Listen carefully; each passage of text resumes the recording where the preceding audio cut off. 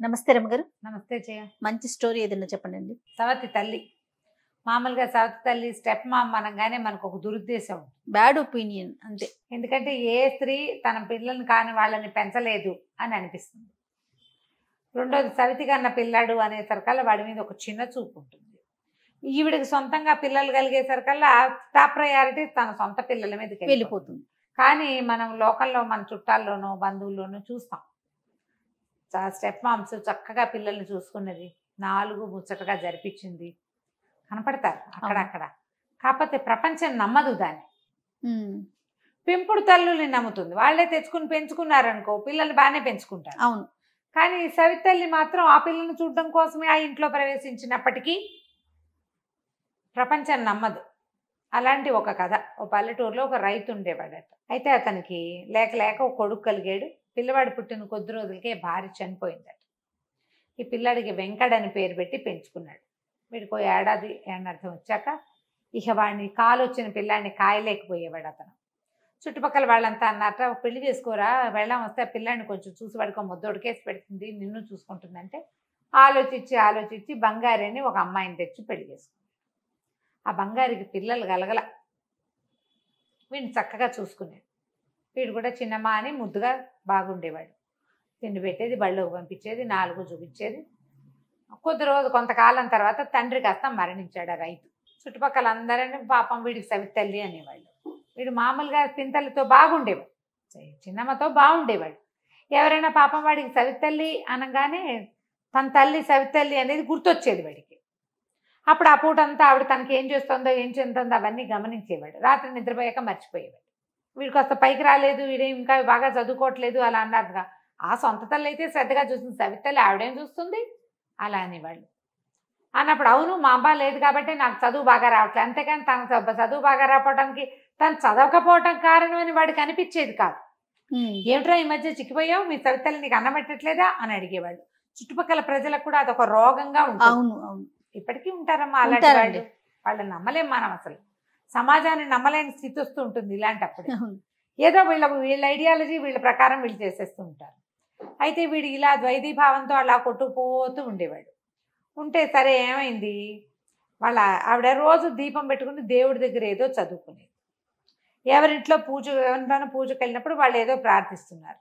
అప్పుడు వీడికి తట్టింది, మా పిన్నమ్మ ఏం ప్రార్థిస్తుంది రోజు దేవుడి దగ్గర అని. ఆవిడ రోజు దీపం పెట్టుకుని దేవుడా అని ఏదో గొణిగేది. వీడు తను చచ్చిపోవాలనో తను పైకి రాకూడదనో తను పాడైపోవాలనో కోరుకుంటుందేమో పింతల్లి అని అనుమానం వాడికి. ఓరిని. సరే ఒకనాడు శ్రద్ధగా విన్నాడు. ఆవిడ ఏం కోరుకుంది, అయ్యా దేవుడా నా వెంకడు చీమలాంటి వాడుగా, ఆడదానిలాగా ఆకలిగా తాడుగా కుండగా ఉండేలా చూడనాయనా అని దండం పెట్టుకుంటాడు. చీమ, ఆడది, ఆకలి, తాడు, కుండ. అర్థం కాల. చీమది ఒక బతుక, ఆడదానితో జీవితమా? నాకు ఎప్పుడు ఆకలి వేయాలని కోరుకుంటుంది ఏంటి మా పిన్ని? కుండ తాడు. తాడేమిటి, కుండ ఏమిటి? నేను రాజా అయిపోవాలి, మహారాజా అయిపోవాలి, నేను గురువు అయిపోవాలి, అది కదా ఆలోచించాలి. చిచ్చి ఈవిడ ఆలోచనలు బాగోలేదని ఇంటి నుంచి వెళ్ళిపోయి ఎక్కడో ఒక చెట్టు కింద పడుకున్నాడు. ఒక అడవిలో దాని పక్కన ఒక చచ్చిన ఏనుగు ఉంది. ఆ ఏనుగు చచ్చిపోయిన చోటకి కొంచెం పక్కగా ఉన్న ఓ చెట్టు కొమ్మ మీద పడుకున్నాడు. ఏదో చెట్టుకు 2 కాయలు పచ్చికాయలే అందితే కోసు తిన్నాడు, నిద్రపోయాడు. తెల్లవారు లేచేసారు కల్లా చెట్టు కొమ్మ పక్కనే చచ్చిన ఏనుగు శవం ఉండాలి కదా, అది ప్లేస్ కదిలి ఇంకో చోట ఉంది. నేను ఎక్కడికైనా వచ్చేసానా అని చూసుకున్నాడు, కాదు తను ఆ చెట్టు మీదే ఉన్నాడు. ఏనుగే కదిలింది. ఏనుగు ఎట్లా వెళ్ళిపోయింది, నేను చచ్చిపోయింది కదా. అప్పుడు చూస్తే వాడికి కనపడింది కొన్ని వేల లక్షల చీమలు ఏనుగుని మూసుకుపోతున్నాయి. చచ్చిన ఏనుగుని మోసుకెళ్ళిపోతాయి, కోట్లు వస్తాయి పట్టుకెళ్ళటానికి. ఒక చీమ తనకంటే 5 రెట్లో 10 రెట్లో బరువు ఎక్కువ ఉన్న దాన్ని మోసుకుపోతూ ఉంటుంది. ఇట్లా డెడ్ బాడీని తీసుకెళ్ళాలంటే కుప్పలు తెప్పలుగా చీమలన్నీ చేరి మోసుకుపోతాడు. నువ్వు మన ఇంట్లో కాక్రోచ్లు మోసుకెళ్ళటం చూస్తుంటాను. మోసుకెళ్తున్నాయి. కొంచెం జరిగి ఏనుగు కొంచెం ముందుకెళ్ళిపోయింది. ఆశ్చర్యపడి, అంటే చీమ అంత చిన్న జంతువు కాదు, పూసిని దీనికి చాలా శక్తి ఉంది. అది ఎప్పుడు సమూహంతో ఉండి పనిచేస్తుంది, నలుగురితో కలిసి ఉంటుంది, రేపటికి సంపాదించుకుంటుంది. వాడికి చీమ మీద అమాంతం గౌరవం పెరిగిపోయింది. మా పిన్ని నన్ను చీమలాగా ఉండాలంది. ఇది కాబోలు ఆవిడ పాయింట్. అర్థమైంది అతనికి. సర్దుకున్నాడు. అక్కడి నుంచి ఏం చేశాడు, ఏదో కాయకాసులు కోసు తిన్నాడు. ఒక ఊళ్ళోకి ప్రవేశించాడు. కాళ్ళు పీక్కొస్తున్నాయి. ఒక గుమ్మంలో కూర్చున్నాడు. ఆ గుమ్మంలో ఇంట్లో ఒక రోగిష్ట ఆయన, 2 చిన్నపిల్లలు ఉన్నారు. పిల్లలు ఏదో ఏడుస్తున్నారు. ఏడుపు గొంతులు వినపడుతున్నాయి.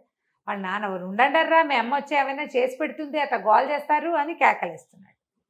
ఇంతలో ఒక ఆవిడ, అప్పటికి తను కూర్చొని 1 గంట 3/4 గంట అయింది. పిల్లల గోల మామూలుగా లేదు. తండ్రి మూలుగులు కేకలు మామూలుగా లేవు. లేచి వెళ్ళేందుకు మన వాడికి సత్తా లేదు. ఒక ఆవిడ వచ్చింది. మొహం తుడుచుకుంటూ చెమటలు గారుకుంటూ చీర ఎగుతోకుంది. ఓ 2-3 వస్తువులు మోసుకొస్తోంది. ఏదో తినడానికి కూడా పట్టుకొచ్చింది. లోపలికి రావటం ఏంటి, అప్పటిదాకా కంగాళి కంగాళి కంగాళిగా ఉన్న ఇల్లు ఒక్క క్షణం శృతిలో పడింది. క్షణంలో ఈవిడ రావటం ఏమిటి, ఆ చేతిలో తెచ్చిన వస్తువు లేదో మర్తకింత చేతిలో పెట్టింది. పిల్లలిద్దరికి చెరుకు అప్పచ్చి పెట్టింది. అప్పటిదాకా ఏడ్చి రాగాలు తీసి కొట్టు చచ్చిపోతున్న పిల్లలిద్దరికి ఇక్కురు మనకంటా కూర్చున్నారు. సైలెంట్గా ఉండిపోయారు. ఆవిడ దొడ్లోకి వెళ్ళి కాళ్ళు కడుక్కుని చకచకా పొయ్యి వెలిగిచ్చేసింది. నిమిషంలో బియ్యం పొయ్యి మీదకి ఎక్కిచ్చేసింది. అక్కడి నుంచి చీపురు తీసుకుని ఇల్లు వాకిలి బరాట్లు టకటక టకటక ఊడ్చేసింది. పొయ్యి మండుతుండగా ఎసరు కాగుతుండగానే ఈవిడ ఇల్లు వాకిలి ఊడ్చేసింది. అక్కడ ఇక్కడ పడున్న సామాన్లు సవరిచ్చేసింది. పడమటి ఇంట్లోవి వంట అయిపోయింది. ఒక అరగంటలో ఈ బయటవాడు చూస్తూనే ఉన్నాడు.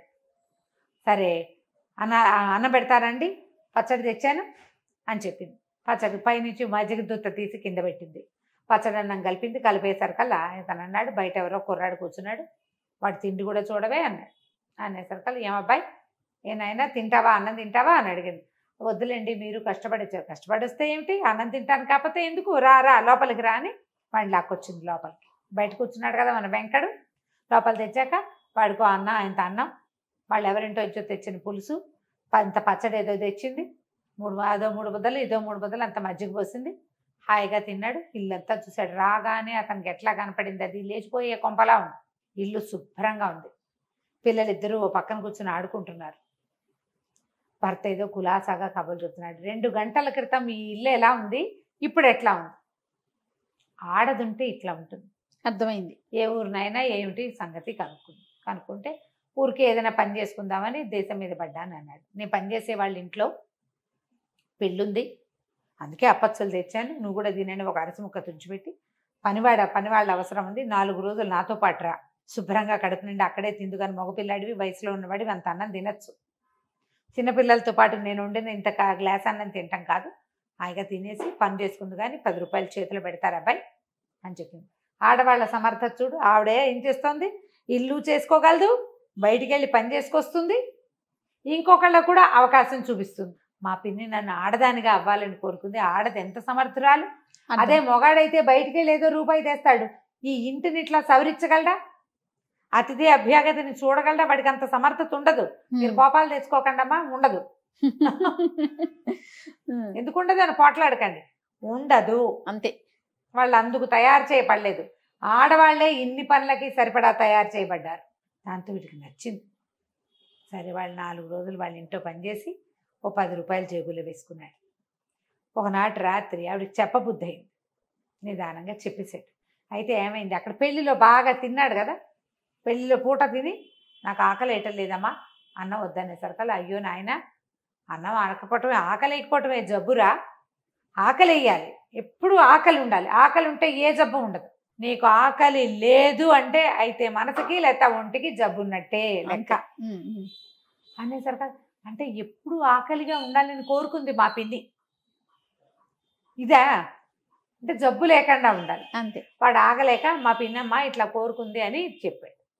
చెప్పేసరికల్లా ఆవిడంది, ఒరే మీ పిన్ని బంగారు పేరు కాదురా, ఆవిడ మనిషి కూడా బంగారమేనా, ఆయన నీతో మంచిగానే ఉంది, ఒక జీవికి ఏం కావాలో అవన్నీ మీ పిన్నికి తెలుసు, అందుకే చెప్పింది, అట్లా అనుకుంటోంది, దేవుడికి దండం పెట్టుకుంటోంది, వెళ్ళిపో, 10 రూపాయలు సంపాదించుకున్నావు, జేబులో డబ్బులు ఉన్నాయి, అన్నం వండిస్తాను, 2 రోజులు నడిస్తే సరిపోతుంది, ఒక 4 రొట్టెలు చేసి ఇచ్చి అంత అన్నం వండి చేతిలో పెట్టి పంపించు. వీడి ఇంటికి బయలుదేరాడు. ఇల్లు చేరేసరికి ఏమైంది, ఆ పిన్ని ఒక్కతే ఉంది కదా, వీళ్ళ ఇంట్లో ఎవడో దొంగ జరబడ్డాడు. వీడు ఇంకా దూరంగా ఉన్నాడు. చీకట్న ఎవడో గోడ దూకటం కనపడింది. మన ఇంట్లోకి ఎవరో దూకుతున్నారని వీడు వెనకాల పరిగెత్తుకొచ్చాడు. గోడ దూకి ఈ చిన్న గుడిసెలాగా ఉంటుంది వెళ్ళిళ్ళు, పై కప్పు తీసి వాడు ఎవడో లోపలికి దూకాడు. వీడు పరిగెత్తుకుంటూ వెనకాల నుంచి వచ్చేసి గట్టిగా 2 చేతులు పెడరెక్కలు విరిచి పట్టుకుని పిన్నమా పిన్నమా పిన్నమా అని కేకేశాడు. ఆ చిన్నమ్మ లేచి వచ్చింది. ఎవర్రా నాయనంటే నేనే, వెంకండి తాడందుకో, వీడిని కట్టేద్దాం, తాడందుకో అని కేకలు పెట్టాడు. ఆ చిన్నమ్మ ఏం చేసింది, ఓ తాడు పుచ్చుకొచ్చి వీడి చేతులు కట్టించి కట్టేశాక వాడికి అర్థమైంది, అంటే ఇప్పుడు ఏదైనా బంధించాలంటే ఏం కావాలి, తాడు. నన్ను తాడుగా ఉండమంది మా పిన్నమ్మ. వాడికి అర్థమైపోయింది. అక్కడి నుంచి చుట్టుపక్కల వాళ్ళంతా కేకలు పెట్టేసరికి లేచి వచ్చారు. వీడినేమో దొంగని గ్రామాధికారికి అప్పచెప్పారు.